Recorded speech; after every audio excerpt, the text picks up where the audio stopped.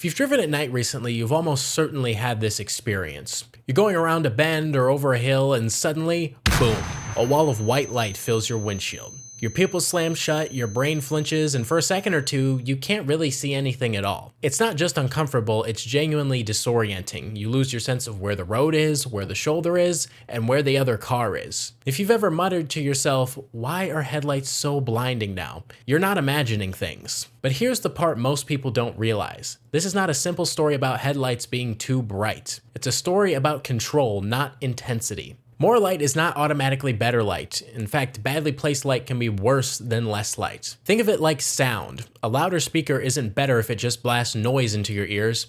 What matters is clarity, direction, and control. Light is exactly the same. The real problem with modern headlights isn't that we have too much light, it's that we don't have smart enough light. And the most frustrating part of this entire story is that the technology to fix this already exists. It's been common in Europe for nearly a decade. It works, and it's been proven on millions of cars. But in the United States, that technology was illegal until 2022. And even after it became illegal, we didn't adopt the same standard that Europe uses, which means many of cars that already have the hardware still don't behave the way they should here. So today we're going to unpack three things. First, why headlights feel worse than they used to. Second, how smarter headlights actually work. And third, why American regulations delayed and in some ways still complicate the real solution. Because this is not a problem of engineering, it's a problem of standards. People tend to think of glare as too much light, but that's an incomplete way of looking at it. A better way to think about glare is as misplaced light. Imagine you're listening to music on a speaker. If the volume is too high, that's uncomfortable, but if the sound is distorted, harsh, or coming from the wrong direction, it's even worse. You don't just want quieter sound, you want cleaner sound. Light works the same way. Useful light is the signal, the light that helps you see the road, spot a pedestrian, read a sign, or notice an animal at the edge of a lane. Noise is light that doesn't help anyone. It just bounces around, washes out contrast, and blinds other drivers. That's glare. Every headlight is both a signal for one driver and potential noise for another. There's no way around that one. When your headlight helps you see farther down the road, they are a signal. But when that same light hits another driver's eyes, it becomes noise. So the real engineering problem is not how bright can headlights be, it's how do we maximize signal while minimizing noise. For decades, car designers tried to solve this with geometry, specifically the shape of the low beam. Low beams are designed with a sharp horizontal cutoff so that almost no light goes above a certain height. That prevents glare for oncoming traffic. In theory, this works beautifully. In practice, it's messy. Roads aren't flat, cars bounce, suspension compresses, people carry cargo, and sometimes headlights are just aimed a little too high. Even a few degrees of misalignment can send a huge amount of light straight into someone's eyes. With old halogen lights, the cutoff was soft and blurry and light gradually faded instead of stopping abruptly, and that made mistakes more forgiving. Modern LED headlights, on the other hand, have razor-sharp cutoffs. That's good for precision, but bad for forgiveness. When they're even slightly wrong, they feel brutally bright. Add to that fact that many modern vehicles, especially SUVs and trucks, sit higher off the ground than sedans. That means their headlights are physically closer to the eye level of other drivers. So now you have three things happening at once: brighter light, sharper optics, and higher mounting positions. The result is not just more light, it's also more glare. But none of this means LEDs are bad. In fact, they are vastly better than halogen in almost every measurable way. The real issue is that we improved output without improving intelligence. For decades, almost every car used halogen headlights. They were simple, cheap, and surprisingly forgiving. A halogen bulb is basically a tiny glowing wire inside a glass capsule. It gets hot, it shines in every direction, and the reflector behind it tries to aim that light forward. The result was messy. In a good way. Light spilled everywhere. The beam pattern was soft, fuzzy, and imprecise, and the cutoff line between bright and dark wasn't a hard edge, it was more like a gradient. That meant two things. First, halogen lights were not especially efficient. A lot of the energy turned into heat instead of useful light. Second, and more importantly, they were tolerant of imperfections. If your headlights were aimed a little too high or your car was loaded with cargo, the light didn't suddenly become a laser beam in someone's eyes, it just got a little bit brighter overall. LEDs changed all of that. An LED is not a glowing filament. It's a tiny semiconductor chip that emits light in a very specific direction. Because LEDs are small and directional, engineers can place them very precisely inside a headlight assembly and shape their output with lenses and projectors. This is a huge advantage. It means you can create sharp, carefully sculpted beam patterns that put light exactly where you want it and almost nowhere else. But this precision is a double-edged sword. With halogen, a slightly misaligned headlight produces slightly more glare.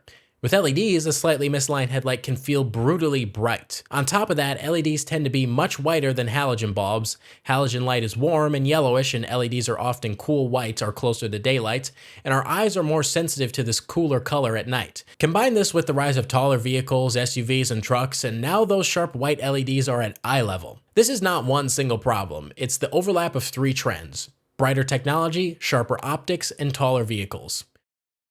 For nearly a century, headlights were built around a very simple idea: two modes.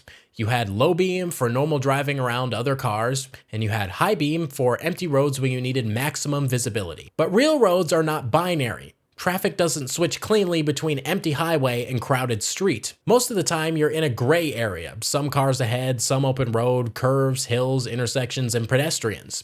Automatic high beams exist now, but they are still on or off. The moment another car appears anywhere in your field of view, the system turns everything down. That means for most night driving, you are stuck on low beams. Low beams were never designed to do everything. They were meant to prevent glare first and provide visibility second. So manufacturers made low beams brighter. Brighter low beams let you see farther, but they also increase glare for other drivers. That's a vicious cycle. Brighter low beams create more complaints about glare, which creates pressure to reduce brightness, which makes visibility worse again. There are really only two logical ways to improve night driving safety.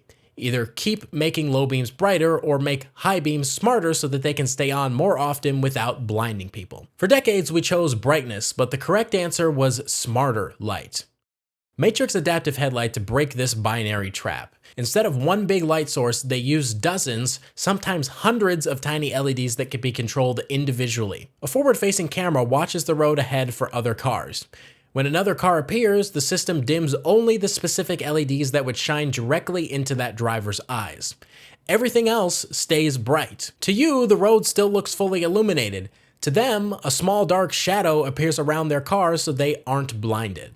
If the car moves, the shadow moves with it in real time. If another car appears, a second shadow is carved out. If you're on a curvy road, the light bends with the turn while still respecting those dark zones. Automatic high beams treat light like a switch. Matrix headlights treat light like a paintbrush. Instead of turning everything off, they sculpt light continuously. This means you keep high beam level illumination on the road most of the time without blinding anyone.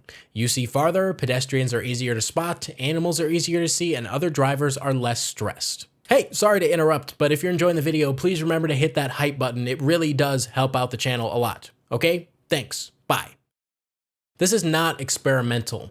These systems have been on European roads for years. They work in rain, snow, fog, and real traffic. Europe adopted this early because of its regulatory system. Europe uses ECE lighting rules, which are performance-based rather than designed-based. Instead of telling manufacturers exactly what a headlight must look like, the rules specify what it must achieve. Because of that flexibility, automakers could introduce adaptive headlights in the mid-2000s without rewriting the law. By around 2010 to 2012, matrix headlights were already common on European cars like Audis, BMWs, and Mercedes, not just luxury models. Millions of European drivers were using adaptive beams every night, long before Americans were allowed to. The United States took a very different approach with the FMVSS 108, the Federal Headlight Standard. That rule was written in an era when headlights were simple, mechanical, and predictable. It assumed every headlight would always operate in either low beam or high beam. Matrix headlights do not fit that definition. They don't have a single low beam pattern and a single high beam pattern. They constantly change. So they were illegal by definition, not because they were unsafe. As a result, many US cars were sold with matrix-capable hardware, but the software was disabled. You could buy the same model in Europe with fully functional adaptive headlights, but in the US, they were deliberately dumbed down. In 2022, NHTSA finally legalized adaptive headlights in the US. But the US did not adopt Europe's standard, instead it created its own testing method inside FMVSS 108. That means automakers cannot simply turn on their European systems in the US. They often have to redesign, retune, or even rebuild headlights to pass the American test. This is why adoption remains slow and inconsistent. Even today, many US cars still don't have true matrix headlights, even when the European version does. Modern headlights are complex systems with cameras, processors, cooling, optics, and software. Creating a separate US version is expensive and can require redesigning the entire front of a car. So many manufacturers either disable the feature in software or simply don't offer it in America at all. That is why we still live in a world where Europe has smarter headlights and the US mostly has brighter ones. Things are slowly getting better. Rivian and Tesla have begun enabling more advanced beam shaping in the US on newer vehicles. BMW, Audi, and Mercedes are rolling out US legal adaptive headlight systems on select models, but are often more conservative than the European ones. Still, adoption is uneven. Many mainstream cars still rely on simple automatic high beams that are purely on or off. We're moving in the right direction, but we're not there yet. So let's step back. Bright light is not the enemy. Uncontrolled light is. We made headlights brighter without making them smarter. Matrix adaptive headlights prove we don't need more light, we need better control of light. They keep the road bright for you while protecting everyone else from glare. Europe showed this works at scale. The US is catching up, slowly and imperfectly. The real fix is not dimmer headlights, it's smarter headlights deployed consistently. We need broader adoption of matrix lighting, better alignment between US and European standards, and a shift in thinking away from raw brightness toward glare control and beam shaping. If we get that right, headlights won't feel blinding anymore. They'll just feel normal. If there's one takeaway from this video, it's this. Safer night driving doesn't come from more lumens, it comes from better light control. So the next time someone says headlights are too bright these days, you can be more precise. They're not too bright. They're just not smart enough. Smarter beams were never the future. They were always the solution we should have had long ago. If you like deep dives into how everyday technology actually works, consider subscribing. Thanks for watching and drive safe.